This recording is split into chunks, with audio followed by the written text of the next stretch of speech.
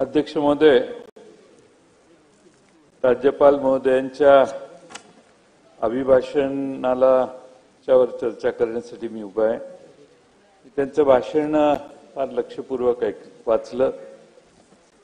एक बाब लक्षात आली की राज्य सरकारने सत्तेवर येण्यासाठी जी आश्वासनं दिली त्या आश्वासनाच्या बाबतीत एक चकार शब्दही राज्यपालांनी आपल्या अभिभाषणात उल्लेख केलेला नाही। आपल्या लाडक्या बहिणीला 2100 रुपये द्यायचे आहेत, शेतकऱ्यांना दरवर्षी 15,000 रुपये द्यायचे आहेत, अशी एक 10 प्रमुख आश्वासनं आहेत। त्याच्याबद्दल सरकारच्या राज्यपालांच्या भाषणात काही उल्लेख नाही।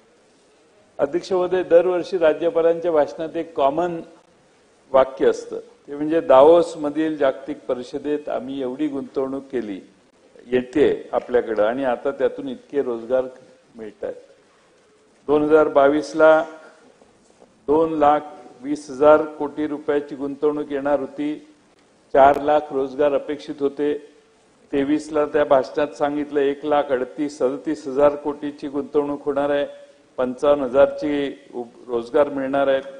24 साली 3,53,000 कोटी रुपये येणार आहेत, 2 लाखाची रोजगार मिळणार आहे आणि आता 25 साली अध्यक्ष महोदय 15,72,000 कोटीची गुंतवणूक आहे आणि 15 लाखापेक्षा अधिक रोजगाराच्या संधी मिळणार आहेत। अध्यक्ष महोदय, 3 वर्षाचा 22 ते 24 चा विचार केला तर महाराष्ट्रामध्ये 50 लाख तरुणींना रोजगार मिळणं अपेक्षित होतं। माझ्या माहितीनं फारसा रोजगार काही महाराष्ट्रात उपलब्ध नाही, उलट बेरोजगारी महाराष्ट्राची वाढली आहे। अध्यक्ष महोदय, गुंतवणूक आकर्षित करण्यासाठी 5,000 कोटी रुपये विविध योजनांना, उद्योगांना प्रोत्साहन योजना आम्ही आखली आहे असा उल्लेख राज्यपालांचा आहे।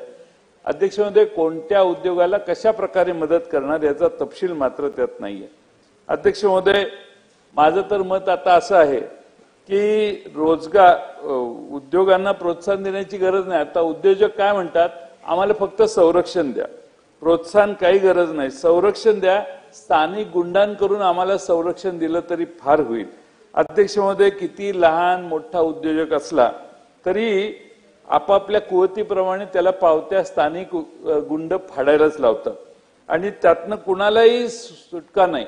एवढी स्थानिक झुंडशाही झालेली आहे महाराष्ट्रामध्ये की संघटित झुंडशाहीमुळे अध्यक्ष महोदय छोट्या दुकानदारापासून मोठ्या उद्योजकांपर्यंत आज अध्यक्ष महोदय खंडणी द्यावी लागते।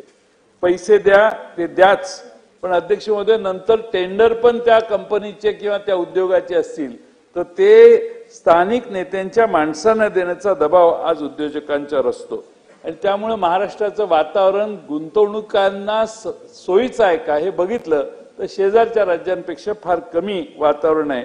निर्भय वातावरण निर्माण करण्यासाठी सरकारने काय करायचं याचा विचार करायला पाहिजे। मी तर सरकारला आणि देवेंद्र फडणवीस साहेबांना अनेक वेळा सुचवलंय की तुम्ही असा कायदा करा की गुंतवणूकदार कुठल्याही प्रकारचा असला आणि त्याने जर काही त्याला कोणाच्या बद्दल जर तक्रार करायची असेल तर ती तक्रार घेऊन त्याला मोकासारखा गंभीर आरोपात आरोपी करणं किंवा त्याला योग्य ते सजा करण्याचं काम सरकारनं अध्यक्ष महोदय केलं पाहिजे। अध्यक्ष महोदय, मी या निमित्ताने एवढंच सांगेन की मगाशी एक विषय झाला व्याघ्र आणि माणूस संघर्ष कमी करण्याचा। श्यामाप्रसाद मुखर्जी जनवन योजनाचा भाषणात उल्लेख आहे राज्यपालांच्या। अध्यक्ष महोदय, मगाशी सांगितलं 400 वाघ झाले, 400 झाले हे असं नवीन वनमंत्र्यांनी सांगितलं, पण 400 वाघ कुणामुळे झाले, कोण त्याला कारणीभूत आहे? मला वाटतं सुधीर मुनगंटीवार त्याला कारणीभूत आहे आणि त्यामुळं सुधीर मुनगंटीवारांना मंत्रिमंडळातनं ह्या वाघाला बाहेर काढलं आणि आता हे सगळे जे महाराष्ट्रातले नवीन वर्षाच्या पहिल्या 19 दिवसात अध्यक्ष महोदय 8 वाघांचा मृत्यू झाला। त्याची काळजी कुणाला आहे का? पण हेही खरंच आहे की माणसांच्या बिबट्यांचा त्रास प्रचंड महाराष्ट्रात होतोय, त्याची काय व्यवस्था करणार? मुनगंटीवार साहेबांनी एक कमिटी नेमलेली होती, त्यात अनेक सूचना केलेल्या, त्या सूचनांचा काही अजून अवलंब झालेला नाही। मी वनमंत्र्यांना आपल्या मार्फत विनंती करेन की त्याकडे लक्ष देण्याची गरज आहे।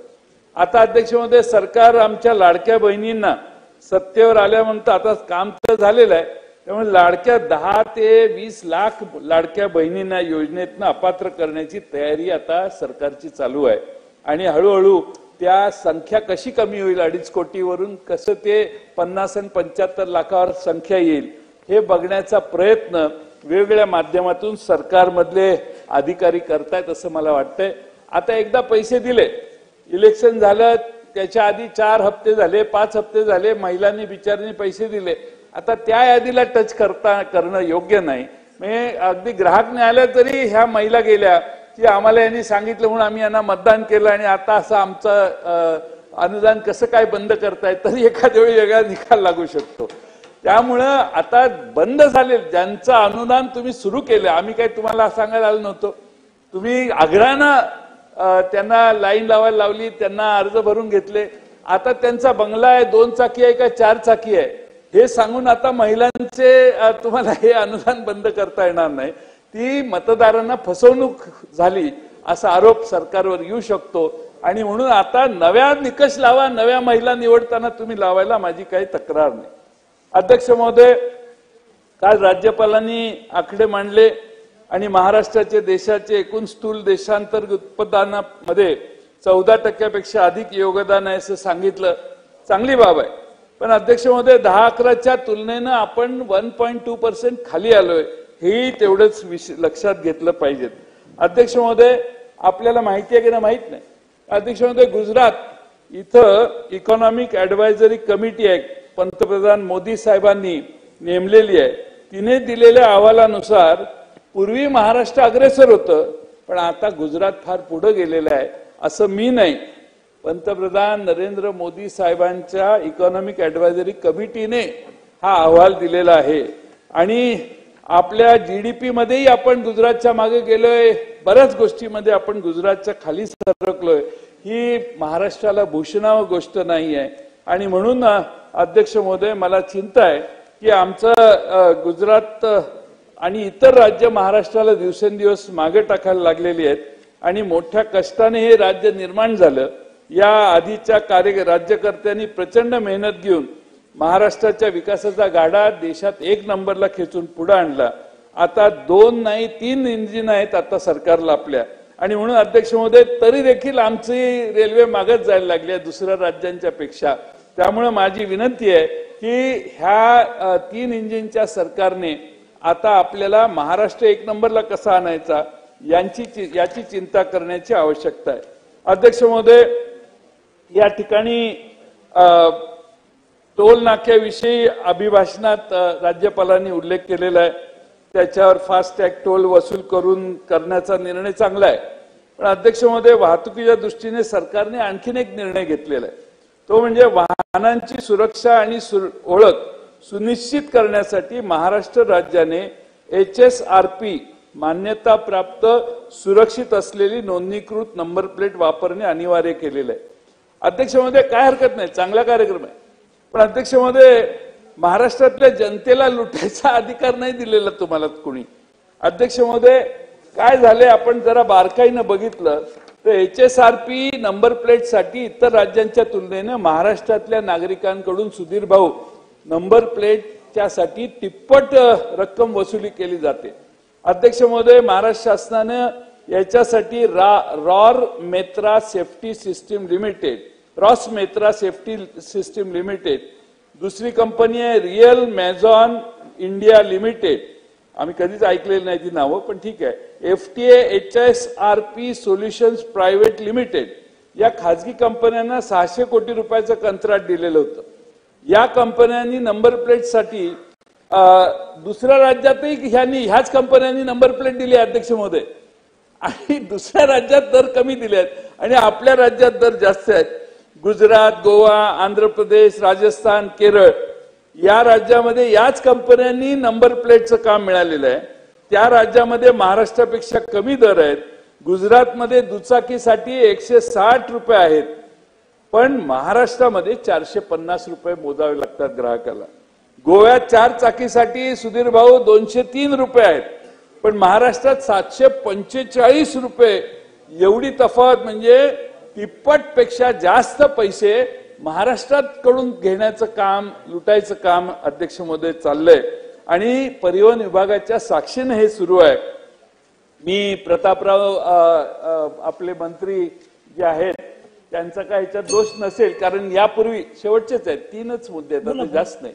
तर प्रतापराव सरनाईकांच्यावर मी दोष देत नाही, पण पूर्वी बहुतेक झालेलं आहे। प्रतापरावना माझं आव्हान आहे की त्यांनी जरा खोलात जावं, तपशिलात हुडकावं आणि कोण कोण त्यात सहभागी आहेत हे बघावं। पण जरा लूट जरा कमी झाली पाहिजे। लूट करतातच, आता लोक आता काय बोलायचं, पण किती लुटायचं, म्हणजे लोकांना एवढं लुटणं हे अध्यक्ष महोदय, म्हणून दोषींच्यावर कडक कारवाई करा, सगळी कंत्राटं रद्द करा, नवीन कंत्राटं द्या। यासाठी कुटे साहेबांच्या सारख्या माणसाची एक समिती, सदस्य समिती नेमली तरी चालेल। आता काहीच संधी नाही तर मी तुमचं प्रमोशन करते, बाकी काय मी करत नाही, पण कमिटी नेमून काहीतरी करा। पण हे इतकी लूट दिसायला बरं दिसत नाही। आता आलाय निवडून तर जरा थोडस मर्यादित काय करायचं ते करा, पण मर्यादित करा। करणं बरोबर नाही, करण्याच्या बद्दल कोणी समर्थन करणार नाही। अध्यक्ष महोदय, सौर कृषी पंपाची मॅक्सिमम कॅपॅसिटी 10 हॉर्स पॉवर आहे, पण त्याच्यावरती पंपासाठी विजेवरील पंप बसवावे लागतात। पण अध्यक्ष महोदय, सरकारने आता काय केलंय, सरकारने विजेचं कनेक्शन द्यायला, नॉर्मल एमएससीबीचं कनेक्शन द्यायला ते पोर्टलच बंद केलेलं आहे। त्यामुळे शेतकऱ्यांना नवीन पंपाची मागणीच करता येत नाही। माझ्या मतदारसंघात शेतकऱ्यांनी नदीहून पाणी आणले, पैसे खर्च केलेले आहेत, अर्ज केला तर ते म्हणतात सौर ऊर्जा लावा। आता सौर ऊर्जा 10 किलोमीटरहून पाणी कसे येणार, आणि एवढ्या मोठ्या 80 हॉर्स पॉवरचे मोटर कशी चालणार, 40-40 हॉर्स पॉवरच्या 2।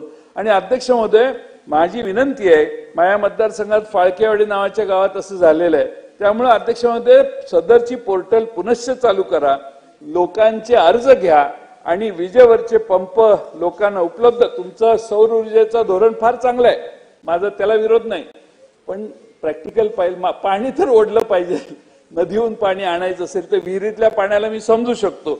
अध्यक्ष महोदय, आज या निमित्ताने मी आपल्याला एवढीच विनंती करण्यासाठी या ठिकाणी मुद्दा मांडतोय। अध्यक्ष महोदय, आपण खरं म्हणजे राज्यामध्ये गुन्हेगारीचं प्रमाण किती वाढलंय हे बघतोय। अध्यक्ष महोदय, आपण पुरोगामी विचाराचं राज्य आहे हे मी नाही, आता राज्यपालही म्हणायला लागलेले आहेत। अगदी अध्यक्ष महोदय, अलीकडे विचार मांडणंही जरा गुन्हा झालेला आहे। राज्यपाल महोदय म्हणाले की सर्व समाज घटकांना सोबत घेऊन सर्वसमावेशक प्रगतशील पुरोगामी विकसित महाराष्ट्र घडवण्यासाठी काम करणार। आम्ही स्वागत करतो याचं। पुरोगामी विचारसरणीनं राज्य चालणार असेल तर आम्ही त्याचं स्वागत करतो। अध्यक्ष महोदय, साहित्य संमेलन दिल्लीला झालं, त्यात तारा भवाळकर अध्यक्षा यांनी भाषणात परखडपणाने मत मांडलं। त्यांनी ठणकावून सांगितलं की तुम्ही पुरोगामी म्हणा की पुरोगामी म्हणा, पण आमची पुरोगामी संतांची भूमी आहे। जात पात पक्ष पंथ स्त्री पुरुष वेदांच्या पलीकडे आमचे संत पुरोगामी होते, हे त्या भाषणातलं ठळक विधान गाजलेलं आहे। अध्यक्ष महोदय, वारकरी संतांनी पहिलं मूल्य सामाजिक समतेचं दिलं, संतांनी जातीभेदाला ठामपणाने विरोध केला। संपत आलं। जया म्हणती नीच वर्ण स्त्री शूद्रादी हीनजन सर्वांभूती देव वसे नीचा ठाई काय नसे, असा रोखठोक सवाल अध्यक्ष महोदय एकनाथ महाराजांनी विचारलेला। ज्या स्त्री शूद्रांना तथाकथित उच्चवर्णीयांनी त्यांच्या संकुचित संस्कृतीतून वगळलं आहे, त्यांची बाजू संतांनी लावून धरलेली होती। त्यांच्या देवत्वाची आठवण करून देत समतेचं तत्व सांगितलेलं होतं। आणि म्हणून अध्यक्ष महोदय, पुरोगामी विचाराच्या महाराष्ट्रात मगाशी भुजबळांनी सांगितलेलं भाषण आपण ऐकलं। माऊली सोट धनगर समाजाचा बिचारा लातूरला त्याची नख काढून त्याच्यावर इतके आनंदित अत्याचार केलं। एका तिथल्या स्थानिक छोट्याशा प्रेम प्रकरणाचा विषय असेल का काय असेल, पण त्याची हत्या करण्यापर्यंत समाज गेला। अध्यक्ष महोदय, देवळात प्रवेश केला धनगर समाजाच्या कैलास गोविंदा बोराडे म्हणून भोकरदनच्या अनवा इथल्या ठिकाणी त्याचा अध्यक्ष महोदय सळ्यांनी, तापलेल्या सळ्यांनी त्याला वेगळ्या ठिकाणी चटके देणं म्हणजे इतके वाईट, मी आता फोटो बघितले, इतकी वाईट अवस्था महाराष्ट्रात. अध्यक्ष महोदय, धाडस कसं ह्या लोकांचं होतं. परभणीच्या सूर्यवंशीचं तर प्रकरण पोलीस स्टेशनमध्ये त्या बिचाराचा मृत्यू झाला. या सगळ्या गोष्टी बघितल्या तर आपण का या सगळ्यांच्यावर कधी आपण या विरोधी कधी लढाई करणार. आणि समतेचा आणि पुरोगामित्वाचा संदेश देणाऱ्या महाराष्ट्रामध्ये धनगर समाजाला एखाद्या देवळात जाण्यासाठी बंदी करण्याचं किंवा तू का देवळात आला म्हणून त्याला मारहाण करण्याचं जर प्रकरण असेल तर महाराष्ट्रात पुरोगामित्व किती शिल्लक राहिलेलं आहे याचा अध्यक्षमध्ये विचार केला पाहिजे. मी शेवटचे 3 पॉइंट, मुद्दे पण नाही आहेत. अध्यक्ष महोदय, मुंबई उच्च न्यायालयाचं कोल्हापूर इथं खंडपीठ व्हावं अशी मागणी 38 वर्षापासून आहे. आणि अध्यक्ष महोदय, 22 मध्ये दीपांकर दत्ता मुख्य न्यायमूर्ती होते. त्यांनी मुख्यमंत्र्यांच्या समोर बैठक झाल्यानंतर आम्ही सर्किट खंडपीठ स्थापन करू याचा निर्णय घेऊ असं सांगितलं. पण त्यानंतर मुख्यमंत्री महोदय आणि चीफ जस्टिस महाराष्ट्राचे जे आहेत मुंबईचे त्यांची भेट झालेली नाही. त्यामुळे मुख्यमंत्र्यांना मी आपल्या मार्फत विनंती करतो की हे सर्किट खंडपीठ कोल्हापूरला सुरू कर. खंडपीठाचीच मागणी आहे. आता ते होत नाही तर तोपर्यंत सर्किट खंडपीठ मंजूर करून देण्यासाठी मुख्यमंत्र्यांनी लक्ष घालावं. अध्यक्ष महोदय, एका सत्ताधारी पक्षातील आमचे राजू कारेमोरे म्हणून आहे आमदार, त्या राजू कारेमोरेंनी एक पत्र दिलेलं आहे. तर पत्र सुधीर भाऊ जरा तुम्ही ऐकण्यासारखं आहे, तुमच्या भागातलंच हे पत्र आहे की ते म्हणतात की मोहाडी तालुक्यात अवैधरित्या रेती, मॅंगनीज व गौण खनिजाची वाहतूक एवढ्या मोठ्या प्रमाणात सुरू आहे की ते कोणालाच जुमानत नाहीत.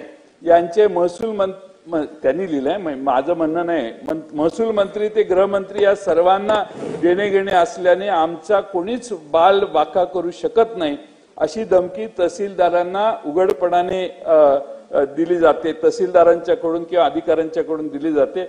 अध्यक्ष महोदय, सत्ताधारी पक्षाचा आमदारच अशी लेखी तक्रार, त्याची कॉपी माझ्याकडे आहे, ती वाचायला वेळ नाहीये.